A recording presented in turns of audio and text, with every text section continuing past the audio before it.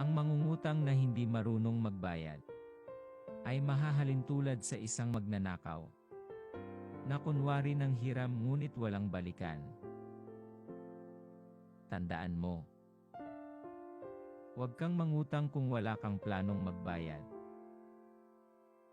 Dugo at pawis ang puhunan para makapag-ipon. Kaya kapag may hiniram ka, gawan mo din ng paraan para maibalik sa takdang panahong pinagkasunduan. Para makaulit ka ulit kapag kailangan mo ng tulong nila. At para naman sa mga inutangan, alam mo yung feeling na ikaw na nga nagpautang, ikaw pa yung mahihiyang maningil.